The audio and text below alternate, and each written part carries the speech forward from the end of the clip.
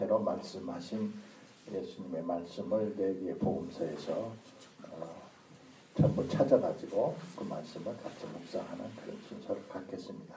오늘 우리 일주 교우께서 일부러 저 멀리서 편집자 대신에 오시고 그래서 특성까지 해주셔서 고맙습니다. 다 같이 찬송가 150장 호랑 주간을 생각하면서 부릅시다. 150장.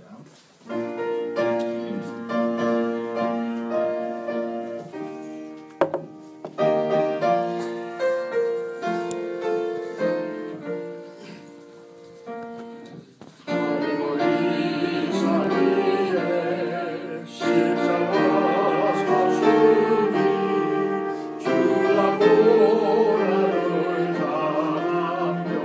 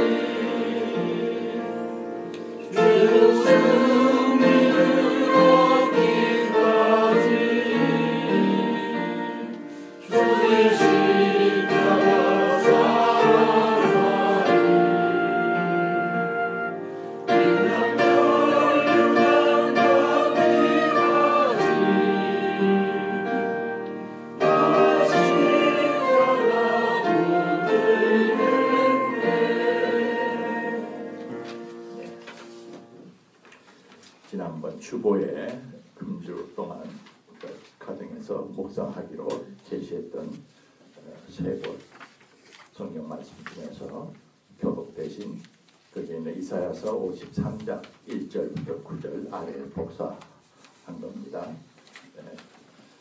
그것을 같이 교독하겠습니다. 인도자와 회중 순서로 제가 1, 3, 5, 7 이렇게 홀수를 읽겠고 회중들은 짝수를 교독하십시다. 우리가 전한 것을 누가 믿었느냐? 여호와의 팔이 누구에게 나타났느냐? 그는 주저서 자라나기를 나는 순 같고 마른 땅에서 나온 뿌리 같아서 고운 모양도 없고 풍채도 없은지 우리가 보기에 흠모할 만한 아름다운 것이 없도다. 그는 멸시를 받아 사람들에게 버림받았으며 강고를 많이 겪었으며 질고를 아는 자라. 마치 사람들이 그에게서 얼굴을 가리는 것 같이 멸시를 당하였고 우리도 그를 귀히 여기지 아니하였도다. 그는 실로 우리의 질고를 주고 우리의 슬픔을 당하였거늘 우리는 생각하기를 그는 징벌을 받아 하나님께 맞으며 원한을 당한다 하노라. 그가 찔림은 우리의 허물 때문이요 그가 상함은 우리의 죄악 때문이라. 그가 징계를 받음으로 우리는 평화를 누리고 그가 채찍에 맞음으로 우리는 나음을 받았도다. 우리는 다 양 같아서 그를 행하여 각기 제 길로 갔거늘 여호와께서는 우리 모두의 죄악을 그에게 담당시켰도다. 그가 곤욕을 당하여 괴로울 때에도 그의 입을 열지 아니하였으며 마치 도수장으로 끌려가는 어린 양과 털 깎는 자 앞에서 잠잠한 양같이 그의 입을 열지 아니하였도다. 그는 곤욕과 신문을 당하고 끌려갔으나 그 세대 중에 누가 생각하기를 그가 살아있는 자들의 땅에서 끊어짐은 마땅히 형벌받을 내 백성의 허물 때문이라 하였으리요. 같이 한 목소리를 읽읍시다. 그는 강포를 행하여 아니하였고 그의 입에 거짓이 없었으나 그의 무덤이 악인들과 함께 있었으며 그가 죽은 후에 부자와 함께 있었도다. 흔히 고난의 종의 시라고 합니다만 여튼 너무나 그 우리 주님의 고난 당하시던 날의 모습과 너무나 닮은 그런 예언시가 주님 고난 당하시네 적어도 1000년 내지 1500년 전에 이렇게 예언되었다는 것은 참 놀라운 일이 아닐 수가 없습니다. 그래서 그리스도인들은 시편 이사야서 53장을 읽으면서 깊은 명상에 잠기게 됩니다. 다 같이 잠깐 기도합시다.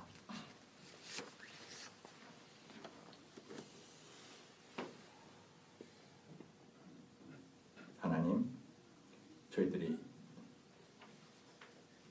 한 주가 끝나가는 이 금요 저녁에 전국 교회 그리스도라 교회라 일컫는 모든 성도들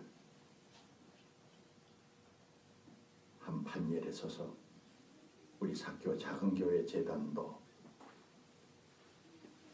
주님의 고난을 생각하며 기도회로 이렇게 모였습니다.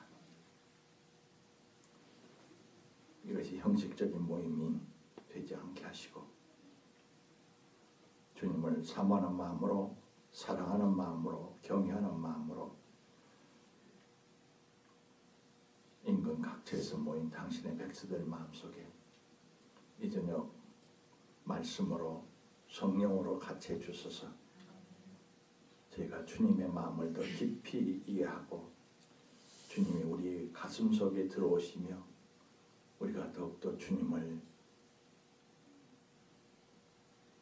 진심으로 가까이 모시고 사랑할 수 있는 그런 믿음의 결단을 할 수 있도록 오늘 이 저녁을 은혜로 같이 하여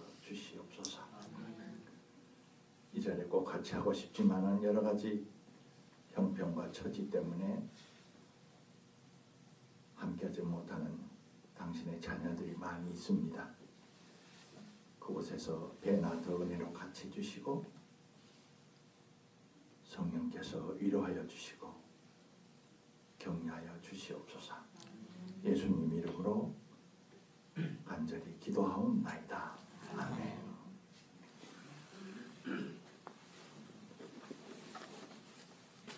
제일 첫 구절부터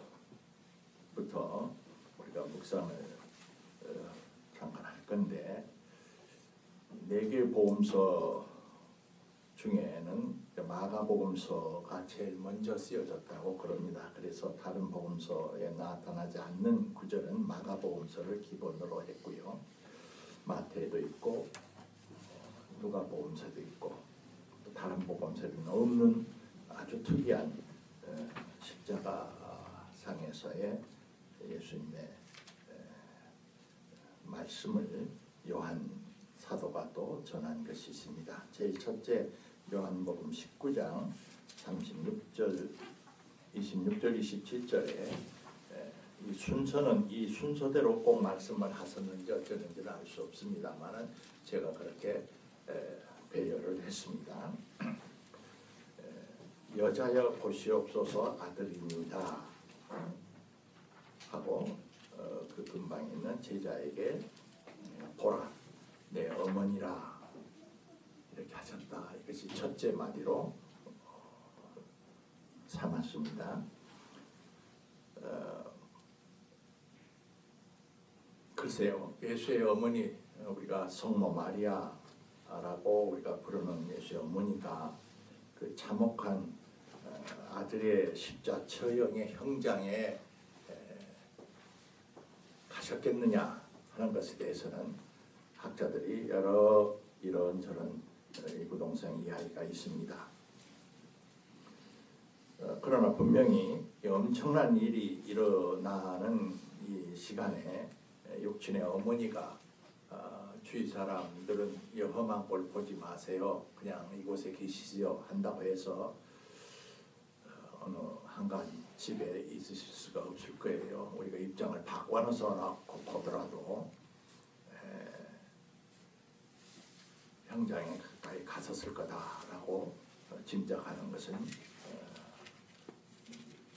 터무니없는 일이 아니라고 생각을 합니다. 그래서 첫째 이명상은 예수의 어머님과 예수님과의 마지막 그래도 좀 더 대화를 나눌 수 있을, 십자가의 못은 박혔고 초기인 것 같습니다. 약 십자가에서 3시간 정도 계시다가 운명하셨다 이렇게 구약학자들은 보고 있습니다. 아주 견디기 어려운, 그래도 좀 빨리 운명하신 셈입니다.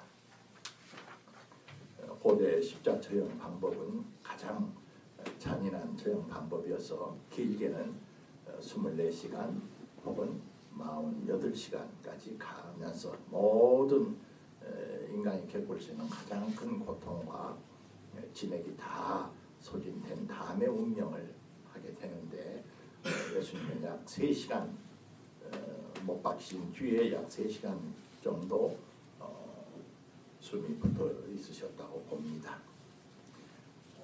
제일 첫째 이 말씀을 우리가 묵상하는 이유는 개신교가 가톨릭과 그 구별을 하더라고. 우리가 가톨릭 성당에 가보면 성모 마리아 상이 교회 입구에 다 있고 그렇죠.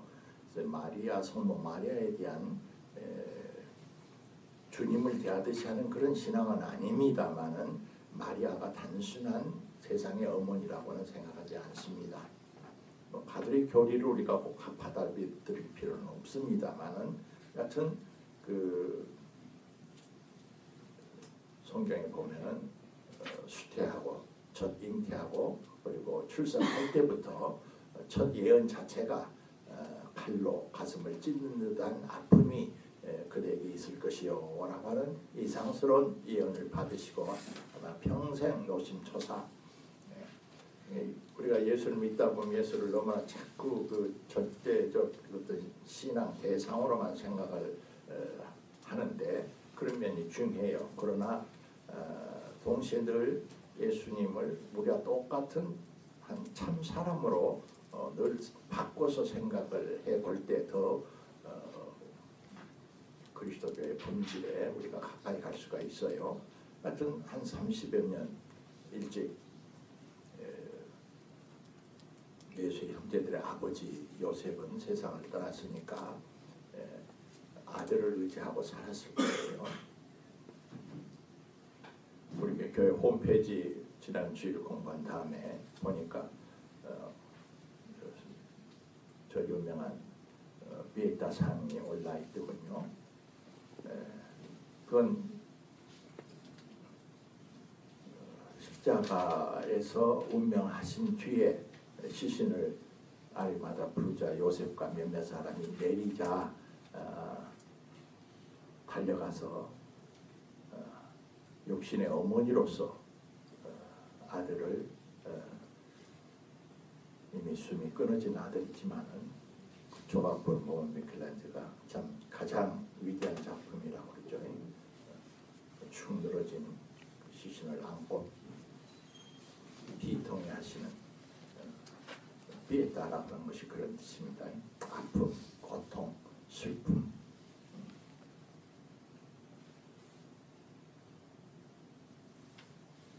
근데 여기서 저는 특별히 왜 요한복음이라는 저자는 인류 구원의 대역사를 지금 이루어가면서도 지극히 어떻게 보면 인간적인 사사로운 인간 아들 예수와 그 어머니 마리아와의 관계를 성경에 한 줄 남겨주셨을까? 요한복음이 사랑의 복음서여서 그랬으리라고 저는 생각하고 이 점을 무척 감사하게 생각을 합니다.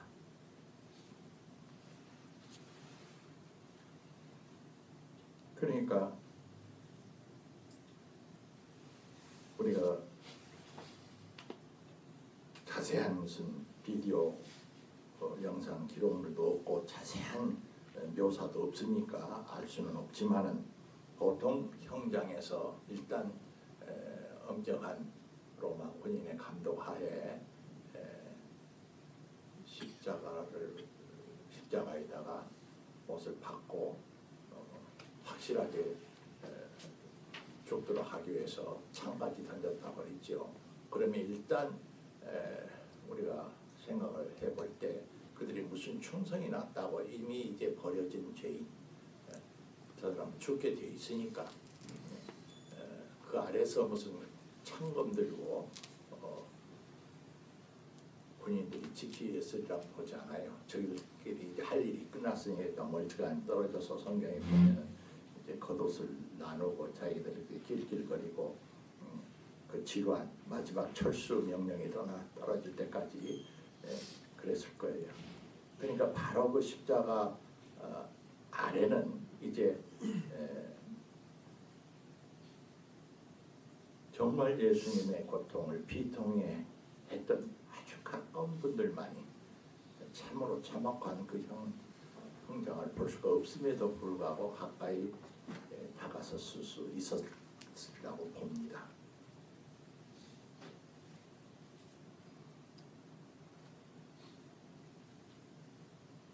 여자여 보소서 아들이니다 라고 할 때 아들이라는 사람이 바로 요한복음을 기록한 저자였으리라고 봅니다.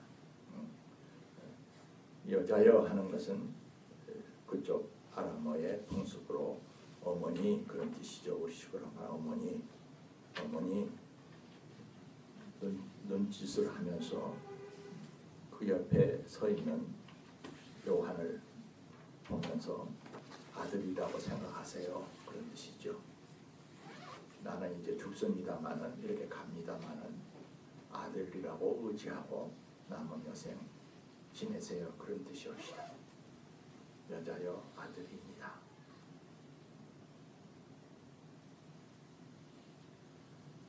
나는 이 인간 예수의 모습이 너무나 점점 나이가 들어가면 들어갈수록 좋아요. 어머니라고 하는 이 모성성을 우리 개신교는 잃어버렸어요. 모든 예배와 교리가 너무나 감정적 중심으로 편향되어 있습니다. 그런데 하나님의 정말 사랑의 깊은 신성의 저 밑바닥에는 부성보다도 이 모성적인 것, 이것이야말로 하나님의 신성의 가장 깊은 신비라고 보는 것입니다. 그래서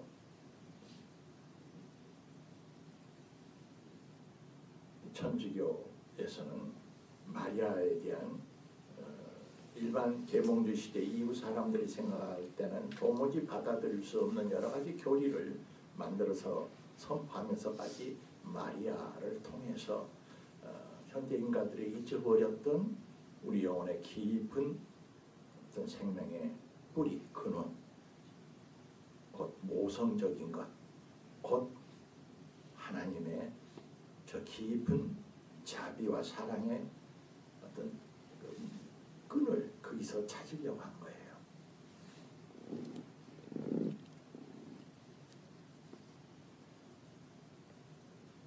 우리 어머니 없이 세상에 태어난 사람 하나도 없지요. 아버지 어머니의 사랑을 다 받고 우리가 지금 이 자리에 있는데 아직 어머니가 살아계신 분도 계시고 이미 안 계신 분도 계시지만 예수는 마지막 그 어머니를 그렇게 걱정했던 것 같습니다. 그리고 그 제자에게 보라, 너 곁에 계시는 그분이 이제부터는 내 어머니이시니까 많은 말이 생략돼 있죠. 나 대신 너가 어머니로 모시고 잘 모셔다오 하는 말이옵시다.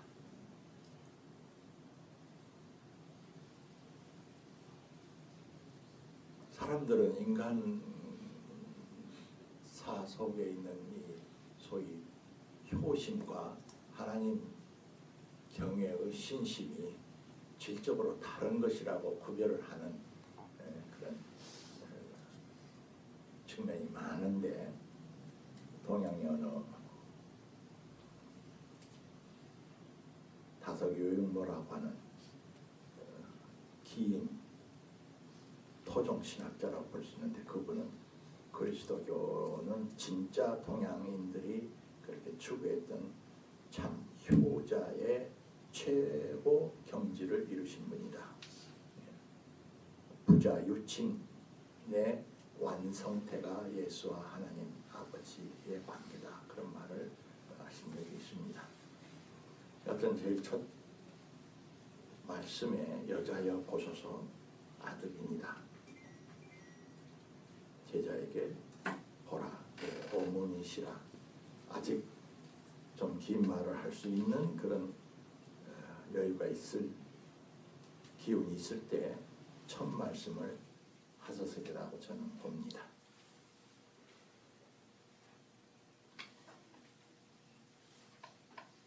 십자가에 달려서 계시고 그 아래 피통이하는 마리아를 생각하면서 579장 어머니의 넓은 사랑 같이 부릅시다.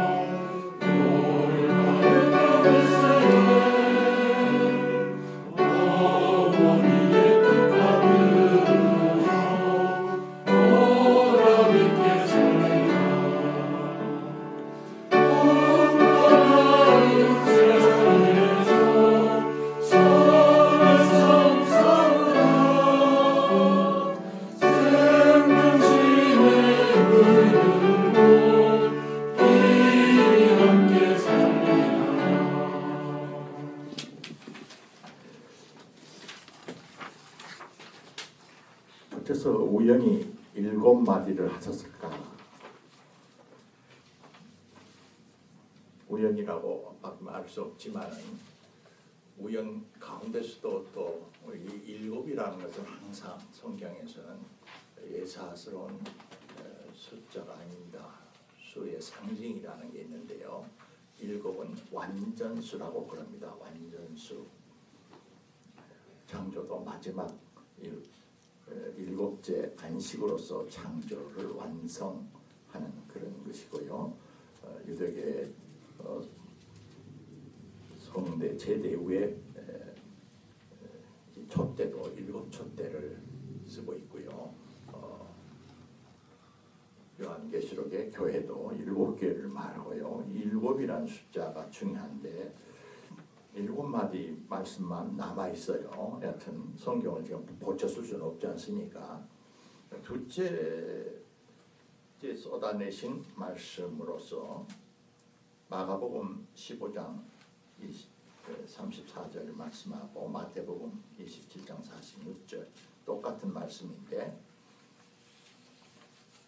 잘 아시는 대로 나의 하나님 어찌하여 나를 버리셨나이까 이랬다. 아마 이 구절처럼 그동안 신약 성경학자들 사이에서 많은 토론과 논의를 한 적이 없습니다.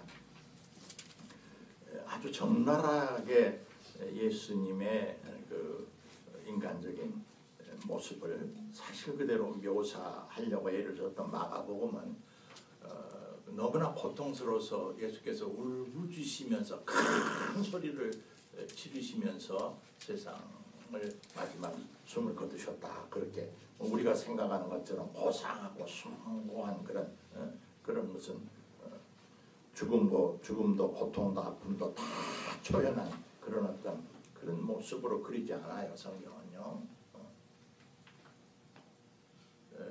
그래서 어떤 사람들은 글자 그대로 이 말씀이 예수님께서 그래도 평생을 아버지라고 그가 그랬던 하나님과 우리가 생각하기에는 상상하지 못할 정도로 글자 그대로 하나가 돼서 살았다. 아버지가 기뻐하시는 일을 하고 아버지 뜻대로만 살았고 또 하나님 아버지가 당신 안에 늘 동행하시는 것을 경험했고 그래서 보통 사람들이 생각하는 것보다는 도대체 이 죽음의 현장에서 하나님의 침묵, 하나님과의 일단 떨어짐, 소외라고 하는 것이 보통 우리들이 겪은 그런 어떤 고통이나 아픔보다도 우리는 도저히 이해할 수 없을 정도로 더 아주 정말 심했다. 그래서 글자 그대로 이것을 다른 주석으로 붙이지 말고 너무나 고통스럽고 외롭고 적막해서 울부짖는 소리로 들어야 한다. 나의 하나님 어찌하여 나를 버리셨나이까.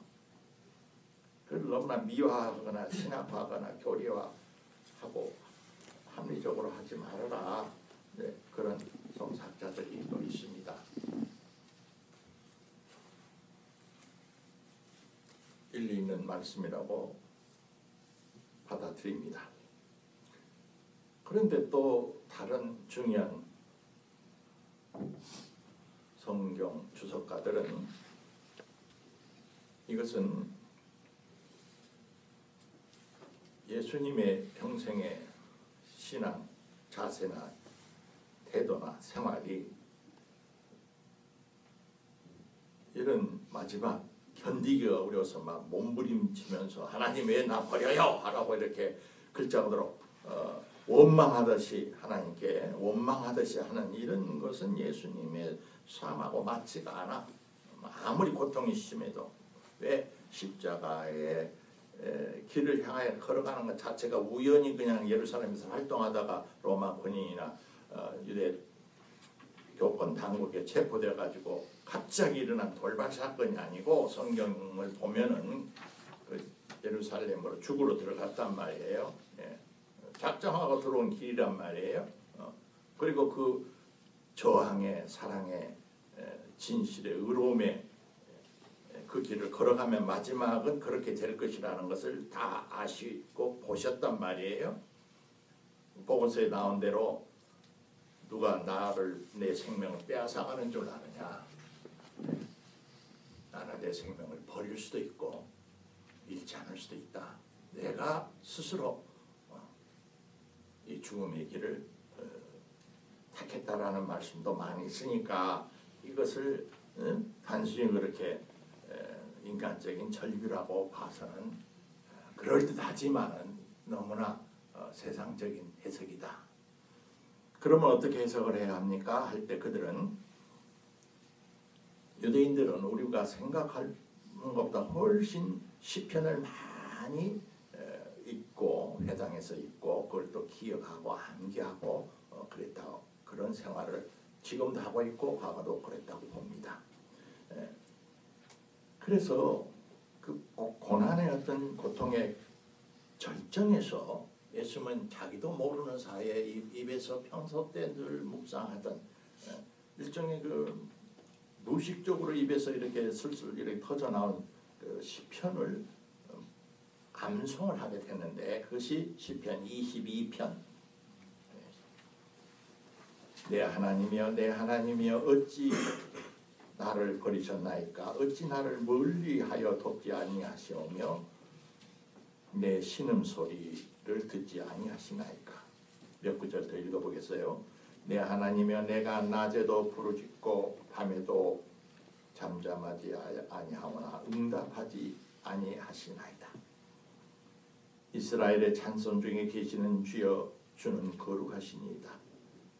우리 조상들이 주께 의뢰하고 의뢰하였으므로 그들을 건지셨나이다. 그들이 주께 부르짖어 구원을 얻고 주께 의지하여 수치를 당하지 아니하였나이다. 나는 벌레요 사람이 아니라 사람의 비방거리요 백성의 조롱거리나이다. 나를 보는 자는 다 나를 비웃으며 입술을 비축거리고 머리를 흔들며 말하되 그가 하나님께 의탁하니 구원하실 걸 그를 기뻐하시니 건지실 걸 하나이다. 오직 주께서 나를 모태에서 나오게 하시고 내 어머니의 젖을 먹을 때 의지하게 하셨나이다. 나를 멀리하지 마옵소서. 환난이 가까우나 도울 자 없나이다. 이런 22편의 시편은 전체를 외우신 것이 아니라 특별히 그 고통 가운데 첫 구절 내 하나님이여 내 하나님이여 어찌하여 나를 버리셨나이까 이런 것을 종얼종얼 하시니까 그 주위에 있는 사람들이 그것을 들었다는 거예요. 그래서 그 이제 히브리어 아람어로 온 것은 엘로에 엘로이 라마 사박단이 그래 나와요. 엘로에 엘로이 그러니까 그것은 이제 마치 그들이 그렇게 기다리던 어떤 예언자가 와서 그들을 도와달라고 기적을 일으키시려고 지금 그런가 보다 하고 그들이 엘리야를 부른다. 예수가 지금 죽어가면서 엘리야를 부르고 그러니까 마지막 죽음의 현장에서도 기적을 추구하는 무슨 기적적인 일이 하나 일어날 거야 라고 호기심 반 궁금증하고 받았던 주의 군중들이 있었다는 것을 의미하죠. 엘리야를 부르는 거니까 뭐 무엇이 기적이 일어날까? 그랬다. 그래서 이 구절은 자기를 버리신 하나님에 대한 원망이나 몸부림치는 마지막에 절규가 아니라 시편 22편을 평소 때 늘 하던 그 시편 기사를 암송하면서 하나님에 대한 끝까지의 신뢰와 믿음과 의지를 버리지 않고 죽어가신 예수님의 모습이다. 그렇게 주석하는 성경학자도 많이 있습니다. 둘 중에 어느 것을 여러분이 입장을 취해도 상관이 없습니다.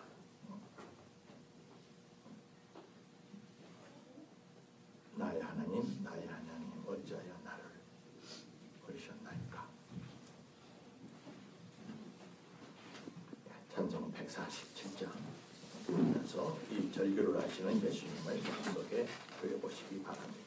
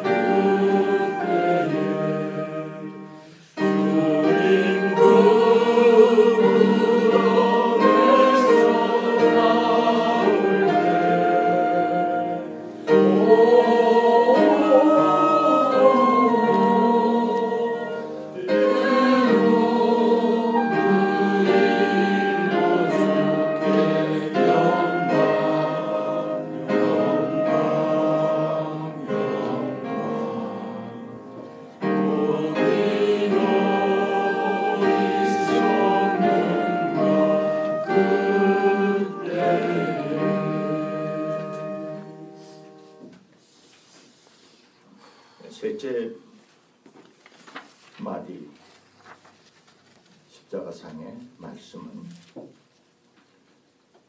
내가 진실로 너에게 이르노니 오늘 너가 나와 함께 낙원에 있으리라 라는 말씀입니다.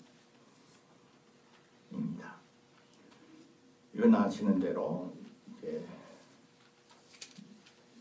십자 처형 죄수 처리를 하는데 한 사람씩 하면 비용도 많이 들고 감독자도 2중 3중 하니까 우리가 생각에는 예수는 만유의 구세주지만 형 집행자였던 로마 당시 책임자는 한 죄수 중에 하나에 불과했지요.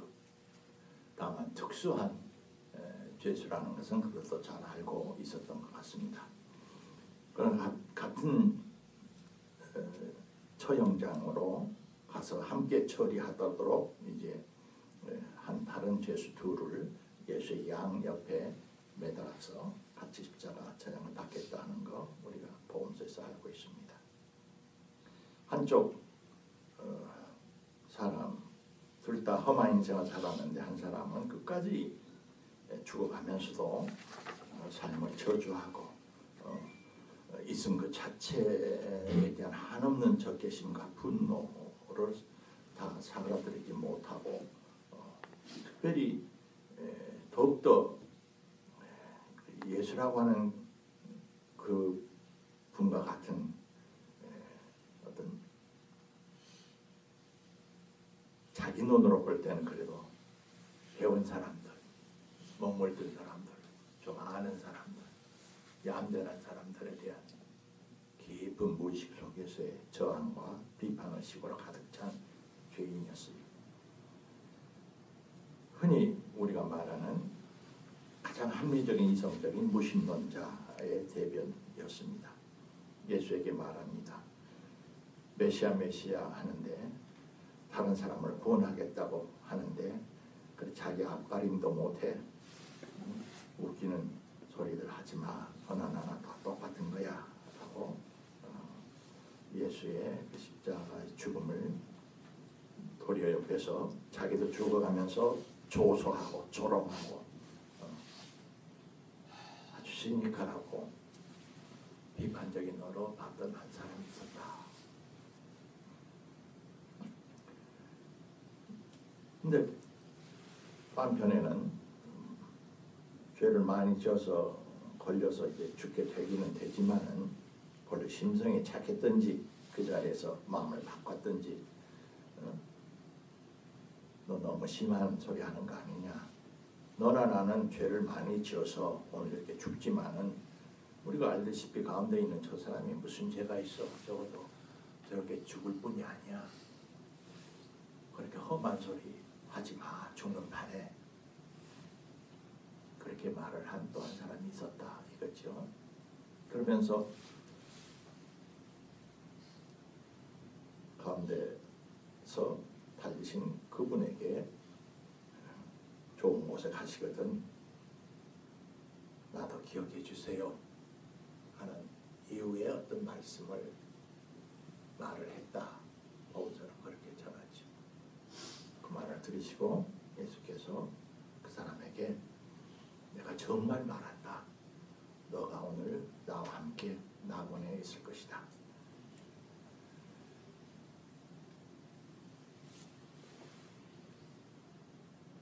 이 구절 가지고 많은 글을 쓰고 많은 말을 하고 많은 묵상을 한 사람이 있어요. 우선 최근에 다시 한번 저도 그 책을 읽었습니다마는 20세기에 저명한 스위스, 오스트리아 그 정신과 의사 칼 구스타프 융 박사가 쓴 그 영성적 명저 중에 The Answer to Job, 욥에게 대한 대답이라고 하는 책이 있습니다. 욥에게 대한 대답, 유명한 책입니다. 그 책은 우리가 읽고 있는 욥기에 대한 하나의 정신 분석학자로서 의사로서 깊은 해설을 하고 있는 그가 76세가 다 되어가지고 노년에 책이어서 정말 놀라운 책입니다. 언젠가는 그것만 가지고 우리 교회에서 몇 차례 나눠서 공부를 해볼 만한 가치가 있는 책인데요. 여하튼 그 책 속에서 융은 예수님의 양쪽에 있는 그 아주 죽어가면서도 그렇게 아주 똑똑한 깨어있는 말하자면 논리적인 이성적인 눈으로 그 옳은 소리 아닙니까? 한 소리를 분석해 보면 또 한쪽에는 착하고 선하고 죽어가면서도 이 둘이가 무언가를 나타내냐 하면 우리 사람 생명 속에 있는 어떤 두 층을 그렇게 드러내고 있다. 말하면 대극의 일치라고 하는 것이 그분의 심층심리학에 대단히 중요한 요인인데요. 한쪽에는 밝고 선하고 착한 어떤 그런 우리의 생명의 모습이 있고 그거만 있으면 간단한데 저 깊은 어디인가에 아주 못되고 어둡고 파괴적이고 공격적이고 마귀 같은 그런 어두운 그런 양요소가 있다는 거예요. 근데 예수는 그 가운데 계신 날이죠. 그 가운데 서서 그 대극 서로 정반대되는 그 두 극을 화해를 시키고 하나로 통일을 시키고 전일성을 그의 편도로 말하면 우리 생명의 전일성을 회복하게 하시는 분이다라는 것을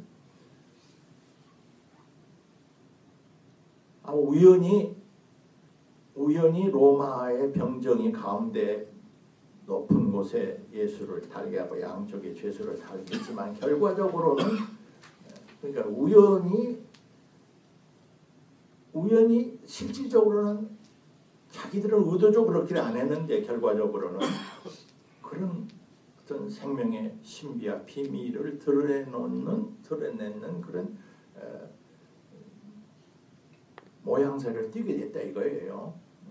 우리가 기독교 신학으로 말하면은 하나님의 깊고 깊은 경륜과 섭리 속에 일어났다고 그렇게 흔히 쉽게 말해버리지만은 여하튼 그렇게 그 두 강도를 해설한 사람도 있습니다.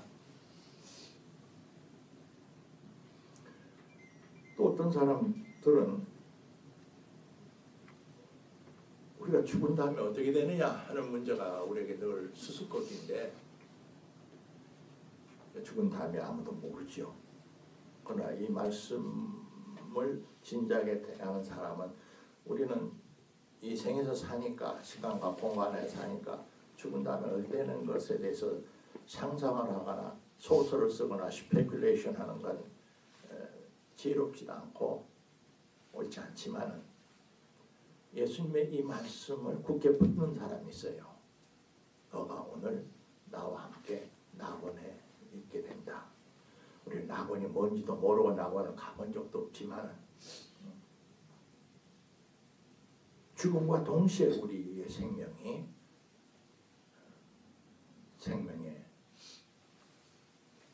주가 계신 곳, 빛이 계신 곳, 생명 그 자체이신 바로 낙원이라고 그렇게 포괄적으로 말하는 그곳에 우리가 곧바로 들어간 땅속에 묻혀서 1000년, 2000년 마지막 예수님 재림할 때까지 기다리면서 잠들고 있는 것이 아니라 곧바로 숨 끊어짐과 함께 우리는 다 낙원에라고 우리가 부르는 차원이 전혀 다른 생명 질서로 옮겨간다 라는 신앙을 이 말씀 속에서 읽는 경우가 참 많습니다. 그것도 참고하시기를 바랍니다. 찬송가 151장 만화의 양 예주께서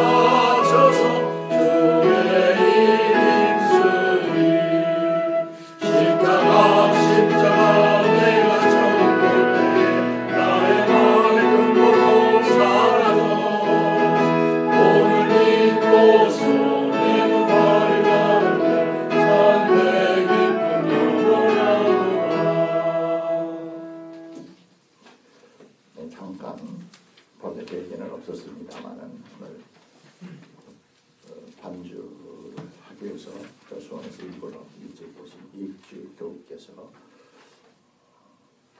금요 기도회를 맞이해서 주님께 특성을 올리고 싶어 하십니다. 이제 특성 올리겠습니다. 박수 좀 기자님 수고.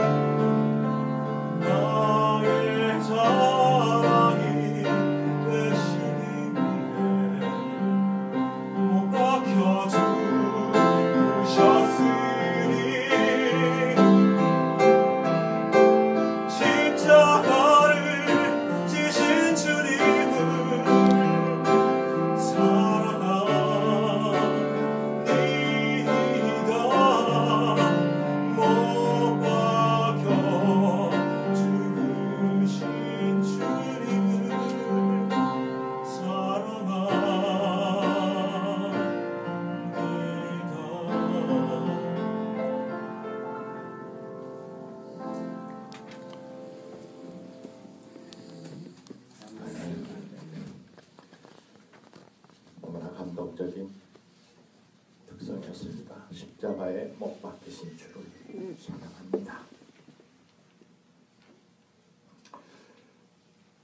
넷째 말씀을 묵상합시다. 넷째 말씀은 아버지 저들을 사하여 주세요. 자기들이 하는 것을 알지 못하니이다 라고 하셨다는 거죠.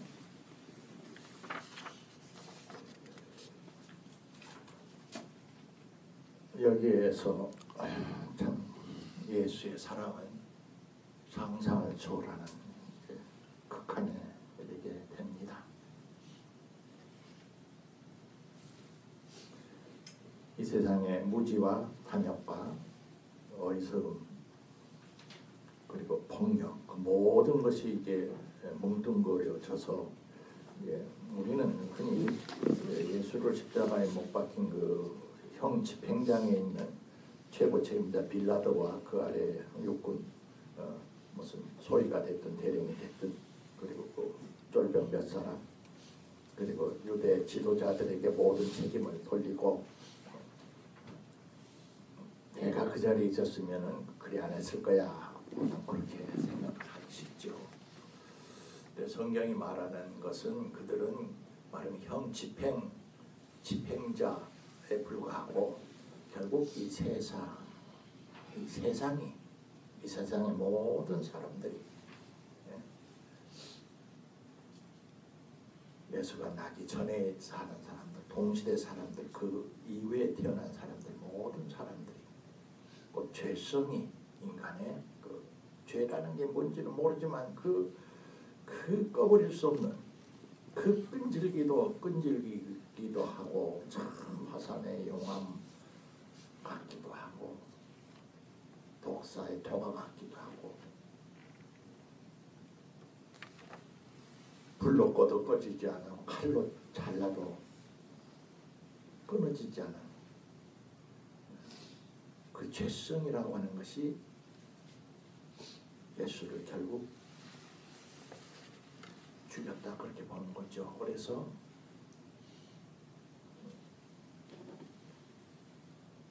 왜 그분을 그대로 두고서는 우리가 편치가 안 하니까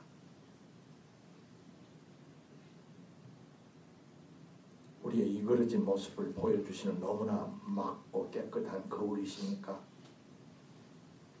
동화에 그런 동화가 있죠. 자기 얼굴이 너무나 믿고 보기 싫은 모습을 보여주는 거울이 무슨 죄가 있간데 그것을 깨뜨려버리는 그런 심술궂은 사람들처럼 인간은 본성에는 그런 것이 있습니다.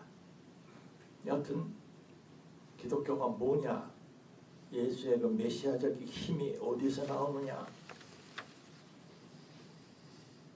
할 때 가장 대표적인 한 그 사례가 십자가에서 돌아가시면서 그를 그렇게 고통스럽게 하고 창을 던지고 못을 박고 하는 그 모든 그 사람들, 아니 그 너머에 있는 그 모든 사람들, 저들을 도리어 연민의 마음으로 보면서 지존하신 하나님께 저들을 용서해 주시라고 간구했다는 거죠. 저들을 용서해 주세요. 사해 주세요. 저들이 몰라서 저런 것입니다. 몰라서 어리석어서 그럽니다.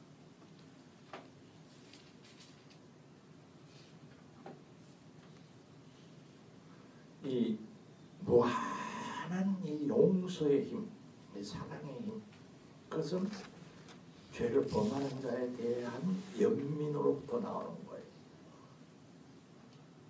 죄인이 불쌍한 거예요. 사실은 우리 같은 사람은 직접 나에게 위해를 가하면 화부터 나오지요.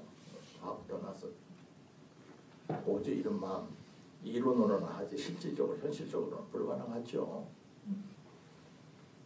예수님은 그 말씀하셨다는 거죠. 아버지 저들을 자기들이 하는 것을 알지 못하기 때문에 그래요.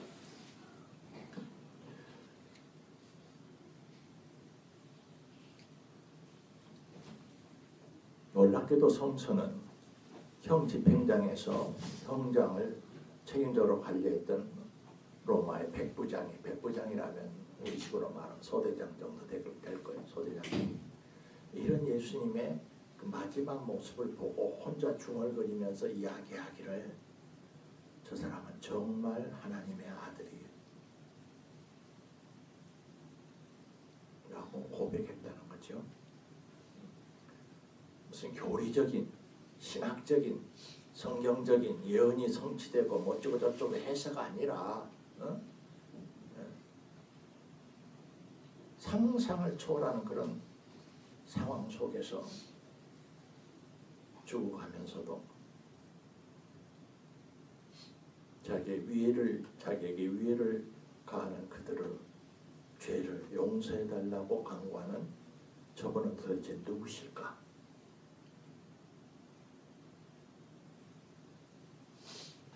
하나님의 아들이 있다고 한다면 바로 저런 분이시겠지 라고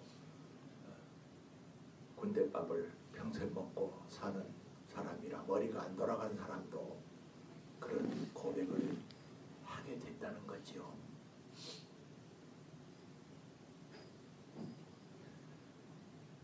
예수님의 이 위대한 힘, 이 힘은 종교를 초월해서 모든 인류의 위대한 사람들의 마음을 사로잡았어.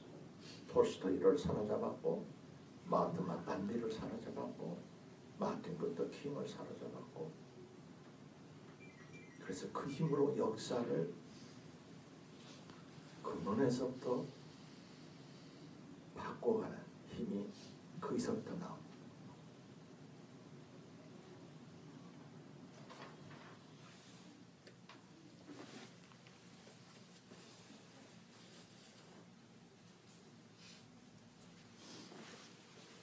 그러한 주님을 주님이라고 고백하고 믿으면서도 우리 일상생활을 보면 너무나 자기와 이렇게 직접 관계된 조그마한 이해관계 때문에 형제를 용서를 못하고 화를 내고 저주를 퍼붓고 그런 우리 모습들을 오늘 하루만이라도 주님의 십자가 상에서의 이 말씀에 빛에 비춰서 자기를 성찰하고 회개하고 주님께 용서를 구하고 우리의 심령이 당신의 그 무한하신 사죄의 능력, 그 마음을 조금씩그나마 닮아가도록 도와주세요라고 기도하는 마음이 됐으면 좋겠습니다. 찬송 145장.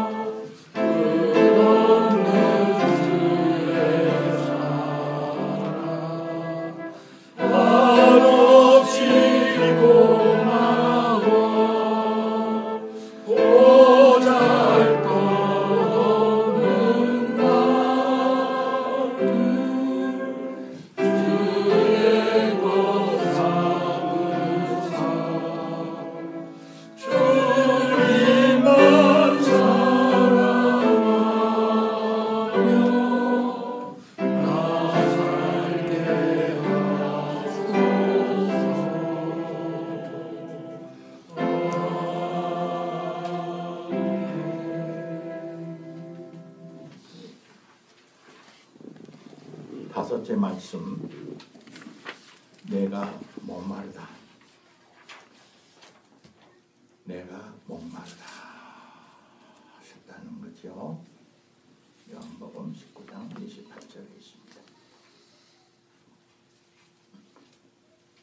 생체적으로는 이제 피와 땀이 또 모든 림프액이 몸에서 거의 다 이제 빠져나왔으니까 기본적으로는 갈증을 느낄 수밖에 없죠. 십자체형 당하는 사람이 제일 견디기 어려운 것이 이제 바로 그 점이라고 그럽니다.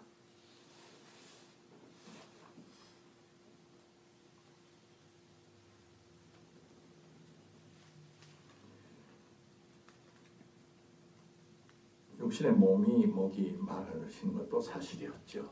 그러시겠죠. 우연히 저는 오늘 이 기도회를 준비하면서 이 목소리가 자꾸 이제 지금도 들려오는 것 같은 착각을 느꼈어요. 며칠 전에 어느 신문을 보니까 우리 교회 공사부에서도 좀 조그마한 일을 하고 있지만 그 세이브 더 칠드런 어린애들을 특별히 어린애들 지구촌에 흩어진 어린애들이 이제 굶거나 병들거나 하는 특별히 어린애들을 이제 구원해주는 직접적으로 가서 뛰어들어서 하는 그런 세계적인 조직 기구지요. 전국 전 세계 한 200명 직원들이 수고하고 있다고 합니다. 그리고 한국에서는 이제 김산 추기경 돌아가신 그 유지를 받들어서 바보의 나음이라는 또 대단히 비슷한 일을 하고 있는데 지금 가까운 아시아 필리핀의 마닐라 외곽지대에 있는 우리 50년대 있었던 그자로 판자촌보다 더 열악한 환경을 신문 지면 1, 2, 3면을 가득 채우면서 소개를 하는 것을 읽으면서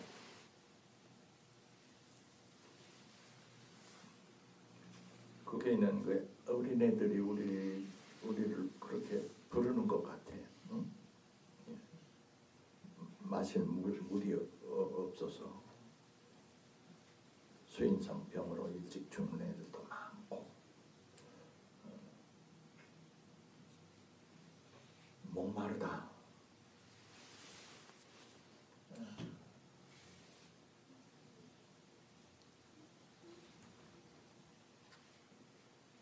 이제 우리 구집사번은 제가 미국에서 공부하고 잠깐 이제 나온 지 벌써 횟수를 보니까 30년이 가까워서 잘 안 가졌어요. 가기도 싫고 그동안 미국이 별로 좋게 보이지도 않고 마음속에 늘 그 퀘이커의 영성훈련의 센터가 필라델피아 근방에 펜들힐이라는 곳이 있는데요. 그곳에 가서 한 달 정도 꼭 있고 싶은 생각이 있었는데 더 늦기 전에 올 가을에는 그걸 결행을 해야겠다 하고 미리 신청을 해서 한 달 동안 조그마한 침대칸 하나 방을 좀 예약을 합시다 하고 이제 허락까지 다 받아 놓고 있는데 이거 다 이게 온단 말이에요. 호사스러운 영성센터도 아니고 가장 최저 생활로서 단순 생활을 하지만 미국 생활의 기본 생활 스탠다드가 있기 때문에 하룻밤 자고 식사 문제, 그것도 아침 한 끼를 해결하는데 70불을 달라고 그렇게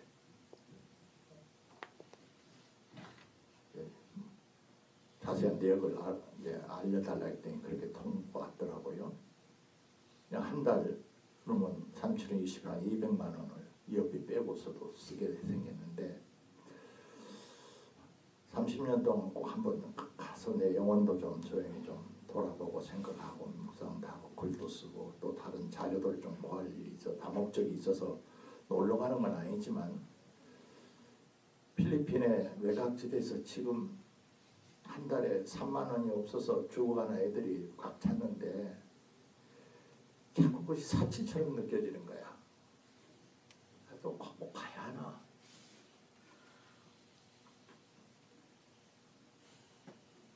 우리 그 집사는 오랫동안 생각한 것이니까 마음 부담 갖지 말고 갔다 오세요 해도 아직 내가 결단을 못하고 있어. 왜 그러냐면 목마르다 하는 이 말씀이 2000년의 십자가 위에서 한 번 스치고 지나가는 소리가 아니라 계속해서 들리는 거예요. 어디선가.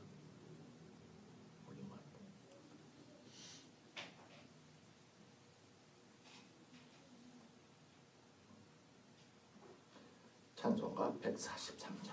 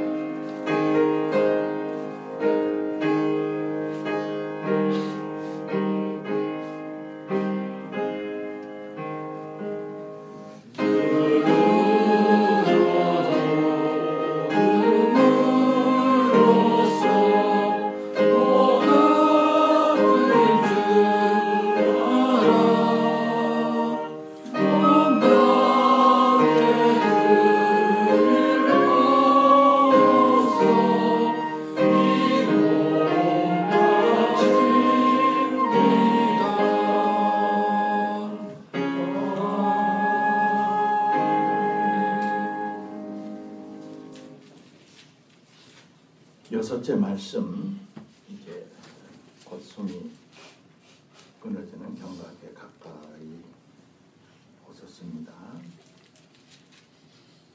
아버지, 내 영혼을 아버지 손에 부탁하나이다. 누가복음에 그렇게 전하고 있습니다.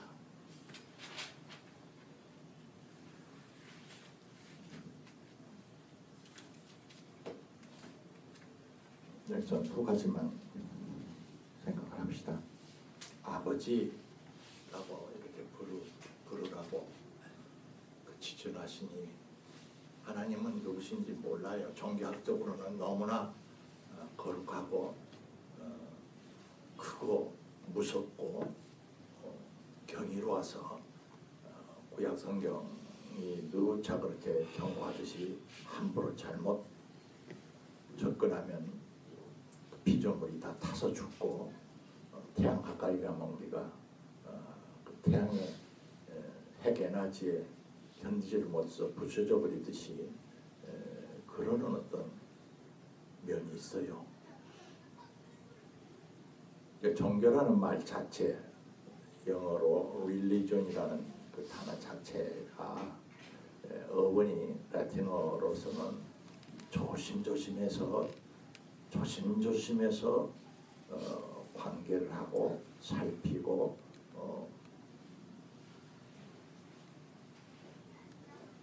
다루는 그런 어떤 마음의 태도를 말하는 것입니다. 요즘 우리 시험은 경건이죠. 경건.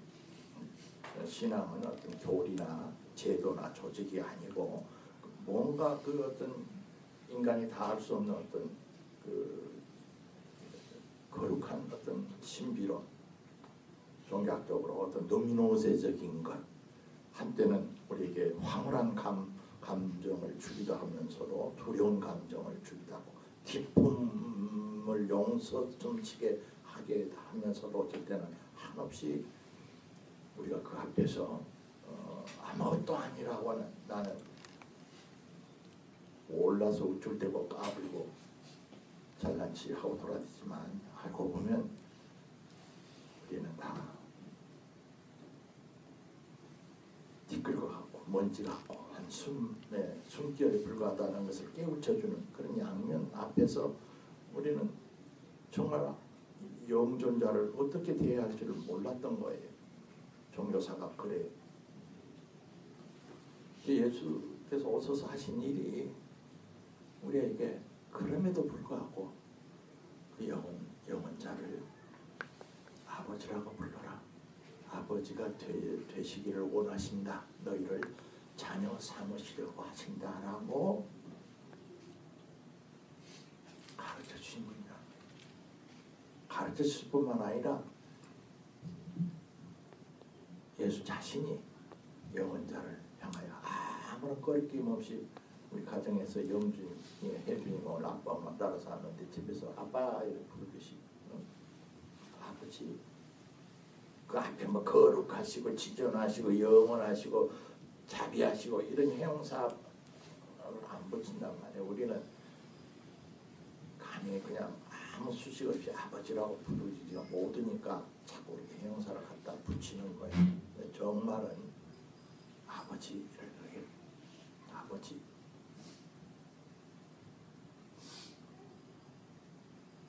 우리가 그렇게 기도하고 그렇게 신앙적으로 영적으로 정말 우리가 순수해지고 성숙해져서 하나님 앞에서 가식을 다 버리고 두려움과 약함에도 불구하고 우리가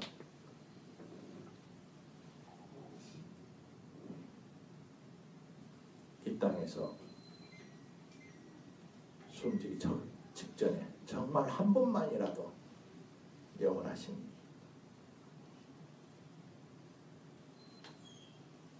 하나님을 아버지라고 부를 수 있게 되기를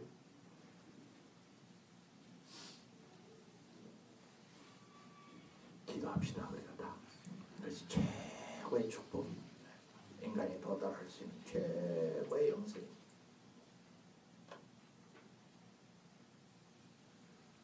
그리고 이게 우리가 세상 떠날 때 할 말이 뭘까? 저 천국 가게 해주세요. 뭐 그런 소리는 욕심인 것 같고 할 수가 있다면은 이 세상 사는 동안에 하나님 은혜가 참 감사했습니다. 고마웠습니다.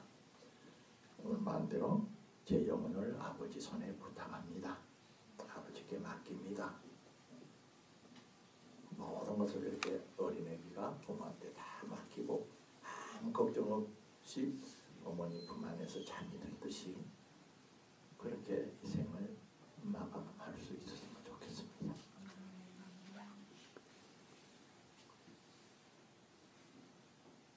(146장)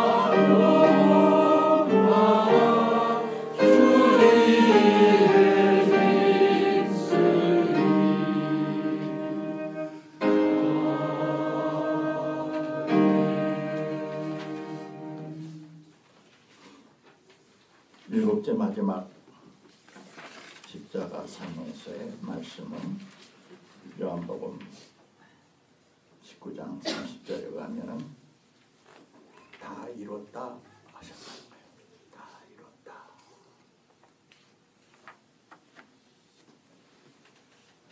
다 이뤘다. 위대한 선언이십니다.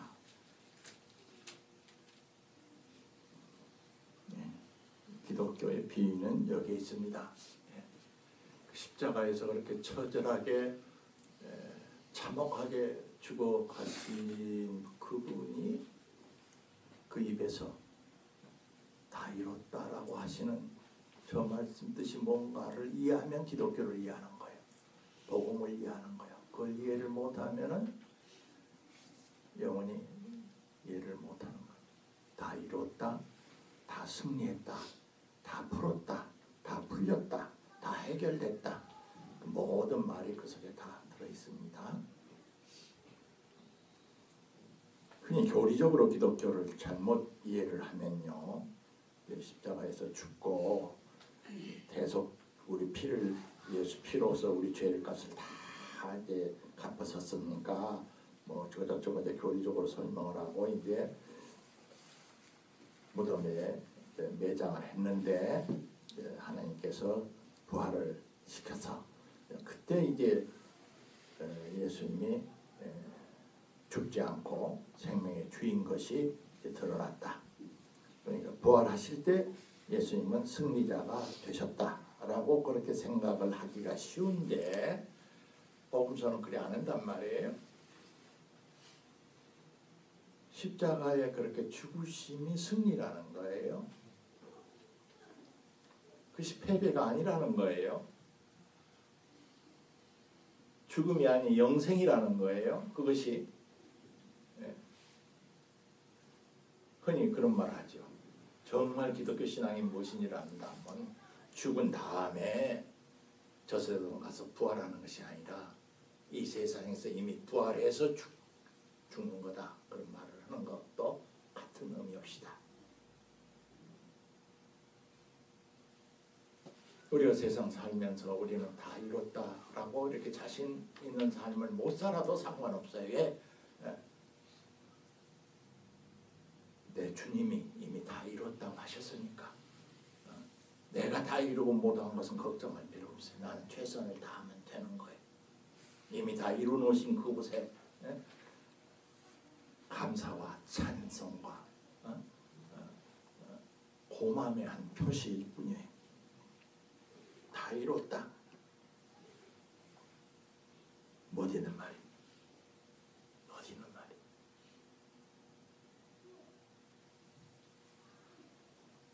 십자가가 곧 부활의 권능.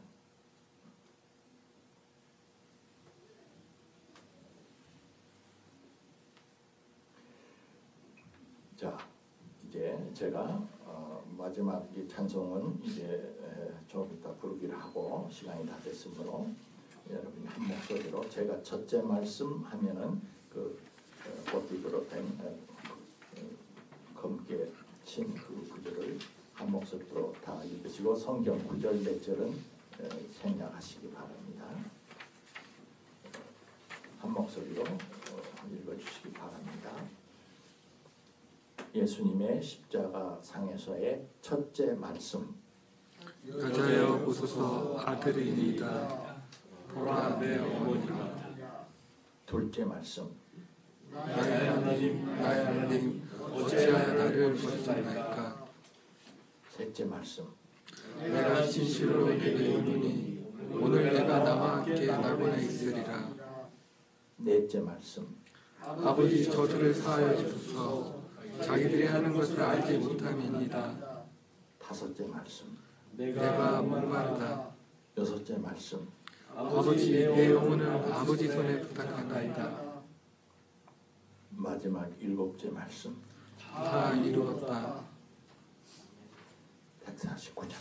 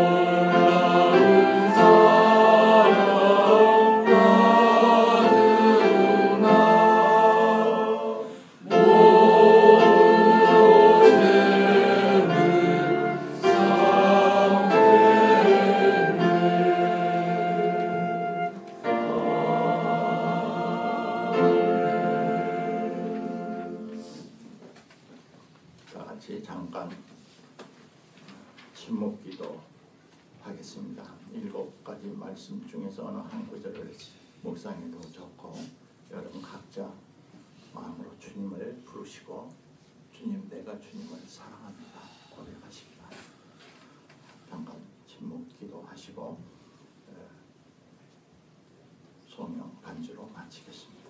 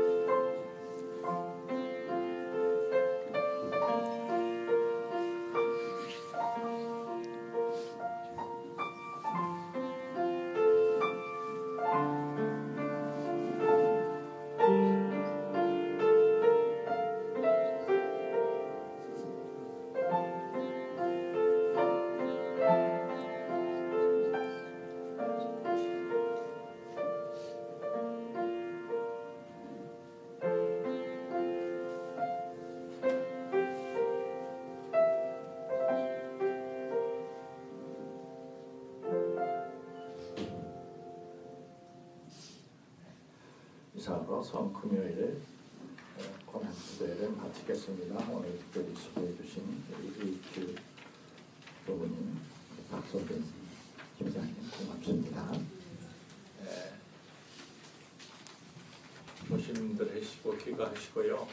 오늘 하루 종일 금식하신 분들은 이제 그날로 말하면 주님 이제 다 운명하셔서 매장까지 다 끝났었어요. 그러니까 하시면서 저 배고픈 사람을 이익 주시 부모님 저녁 식사 한 끼 사주시기 바랍니다. 안녕히들 하세요. 수고하셨습니다.